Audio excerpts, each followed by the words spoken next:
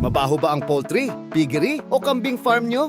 Hindi ba nawawala ang amoy, basang litter at langaw kahit regular kayo maglinis? Hindi kayo nag-iisa. Maraming poultry at livestock raisers ang nakakaranas nito. Kahit araw-araw ang paglilinis, mabilis pa ring bumabalik ang mabahong amoy. Basa pa din ang litter at dumarami ang langaw at uod. Ang problema ay hindi lang ang dumi, kundi ang patuloy na pagdami ng mga mikrobyong responsable sa dekomposisyon, mabahong amoy at hindi magandang kondisyon ng kulungan. Kaya mahalaga ang tamang microbial management ng litter at kulungan. Dito makakatulong ang Probiotics Activated Stock Solution o PAS. Ang PAS ay isang ready-to-use probiotic spray na may beneficial microorganisms at odor-binding ingredients na tumutulong sa pagbawas ng mabahong amoy at ammonia, pagpapanatili ng mas tuyong litter, pagsuporta sa mas balanseng microbial environment sa litter at kulungan, at pagpapabilis ng natural na dekomposisyon ng organikong dumi.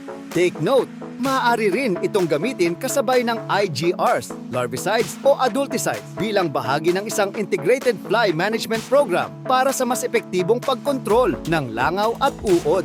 Ito ang application guide sa may backyard housing para sa pugo, kambing, kuneho, broiler at cage layer.